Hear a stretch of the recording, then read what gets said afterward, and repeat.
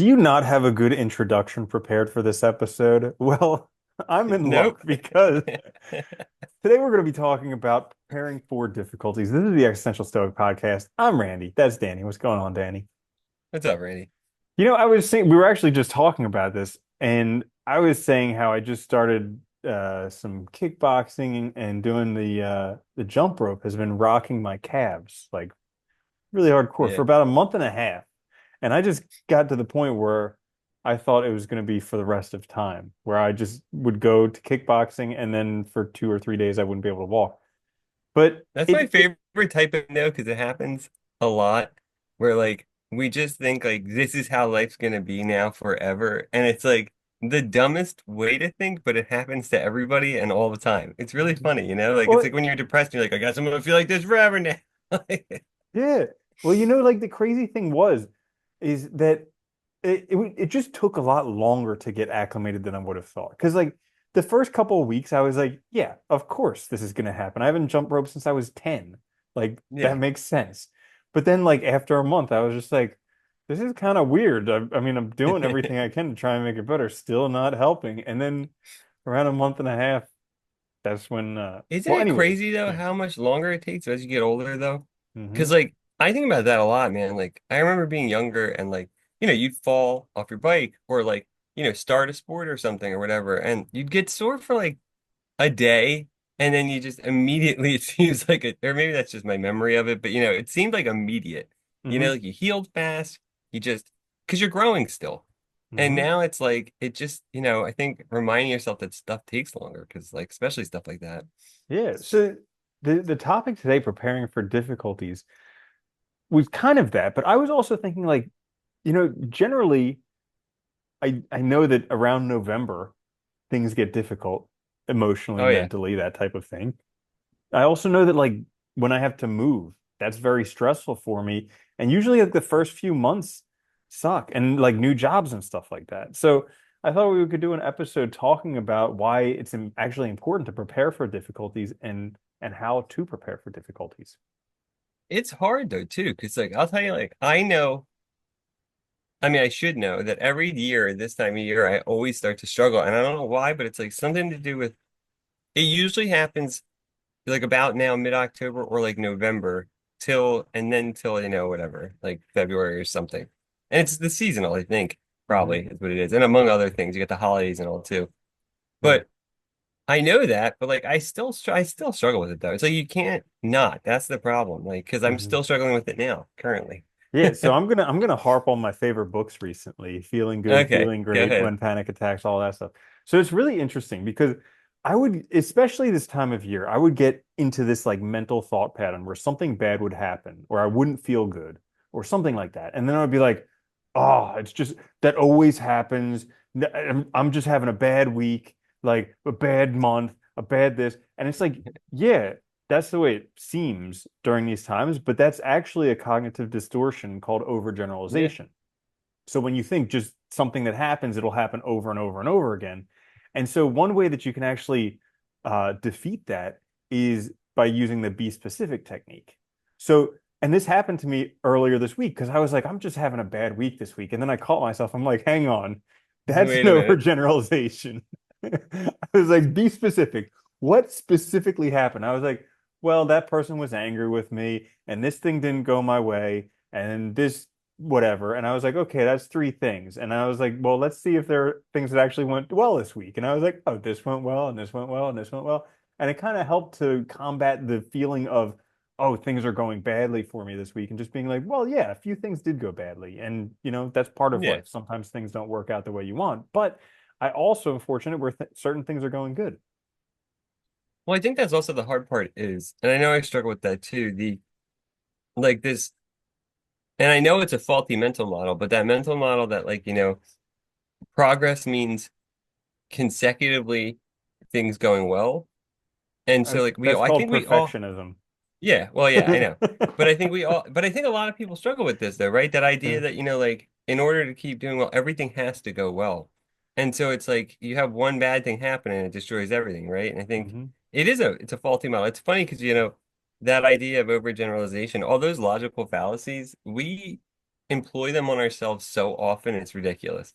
Especially overgeneralization, I think, is one of the worst ones because we do it all the time, where we Hmm. just like assume that everything's going to be this way from one use case, instead of looking at like the broader picture Hmm. and seeing if things are all right. Yeah, like And someone cuts it's me off while I'm walking. I'm like, oh, every time. Can't go anywhere.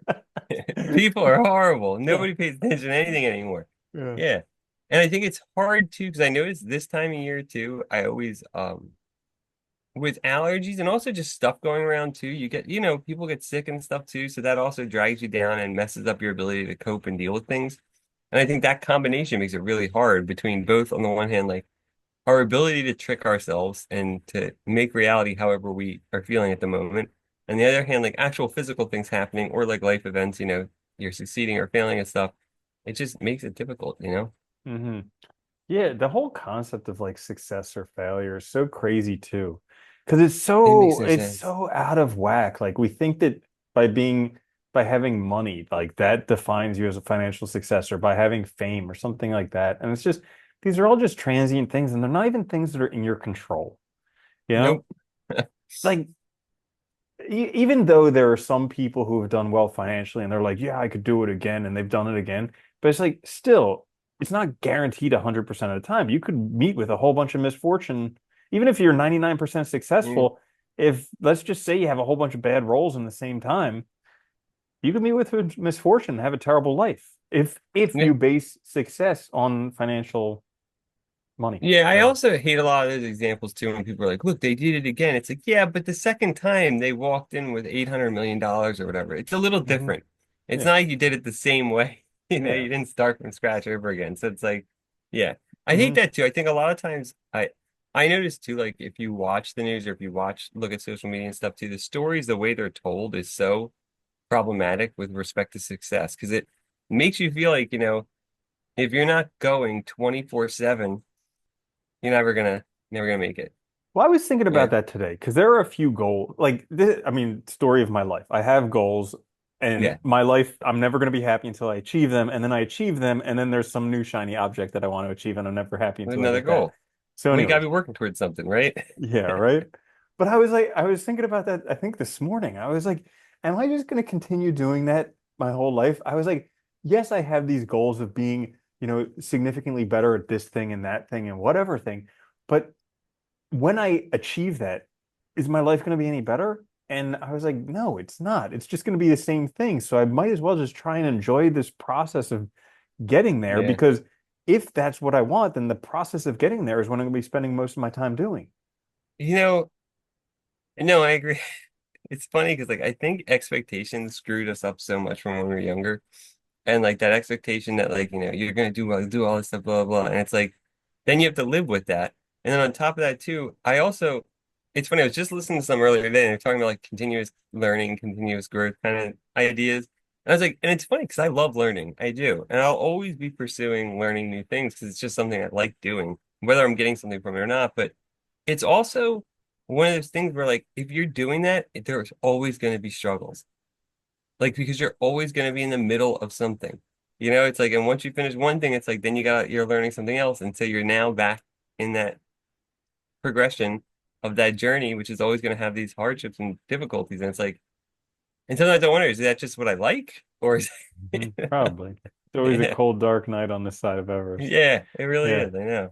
Yeah, but I do think that, well, I mean, there's theories about like workaholism and stuff like that, how that comes from growing up in dysfunctional families. And I mean, I was thinking as Americans, we kind of grew up in dysfunctional families because we worshiped the altar of money, and because of that, families got sacrificed. And And we so, have no like larger community at all. mhm, So it's yeah. yeah, so most people grew up in these dysfunctional families, and because of that, we're addicted to excitement. We got to like feed our fix, and for you and me both, it's workaholism. Well, and it's And hard to yeah. And it's hard too because I think, what people don't realize too is it's so the way America's structured, the way the society is, it's so easy to justify things that way. And I can totally see like, I mhm. could totally easily Grind, imagine like, yeah, no right? days Like, off. yeah, and I can totally even when like, when we were growing up where one parent was mostly still at home, I could still imagine that, people going, well, we gotta do this for money and like this and that, because we want to make a better future. And that idea of making the better future and sacrificing now is so ingrained in us that it's like, well, if you're always trying to make a better future and you're always sacrificing now, when the hell are you ever enjoying it? You know? Yeah. You're always in this process of trying to build rather than actually stopping and like enjoying what you have built. Hmm. Very true. Mhm. Yeah, so that being said, I don't think any of that was on our topic of Nope, preparing not at for all. Yeah, how you preparing prepare. Well, for we talked about the but difficulties, where they come from, I guess. yeah. So anyways, when doing new things, it can be helpful to prepare for them to not be as satisfying, to prepare for the struggle, to prepare for the difficulty, to prepare for it to just not be enjoyable. Like that's a Yeah. actually I think it's like yeah, Marcus Aurelius Meditation is the second chapter. He's like, say to yourself, I'm going to meet with the busybody, the ungrateful, the deceitful, all these different people in the day. And so it's kind of preparing yourself for all the difficulties that you're going to endure. And then that way when they come up, you're like, ah, I knew this was going to happen. That's not a bad deal. What's funny too is like I love that book too because it's funny that like whatever, like thousands of years ago, he was basically all the things he was journaling about are like you could transport it to a modern day journal and it'd be about the same. You know what I mean? Like there'd be no difference because the human Hmm. experience hasn't changed that much, which is interesting. Like we Hmm. all have to deal with people, we all have to deal with situations we don't like. I noticed for myself too, like, and I think that one's a good one of just like preparing yourself for what you're gonna face, knowing you're gonna face it because it's gonna happen. I also Hmm. have found for myself too that just acknowledging things, like what we were talking about, like when you said like you overgeneralized and you stopped and actually thought about like being able to catch yourself has been one of the most helpful things for me recently. Is like I've been doing that more and more, where like noticing like, oh, I don't feel good. Well, asking why instead of just leaning into the not feeling good like I usually do, asking Hmm. why and try and get to the bottom of it. And that's been really helpful because even when I don't actually figure it out, even just the acknowledgement of the feeling is really helpful to help you like deal with it in a more reasonable way rather than, letting yourself get off the rails. Yeah, taking the time to reflect on your day and your life and all of that. Oh yeah, well, because I don't know about you, but dude, in the past, like I would have, a bad day or I'd have a bad week or so, and then it would drag on It for just weeks, spirals. Yeah. months. Yes, yeah, it's a whole season, right? That's totally terrible, and it's like there's no reason for that to happen.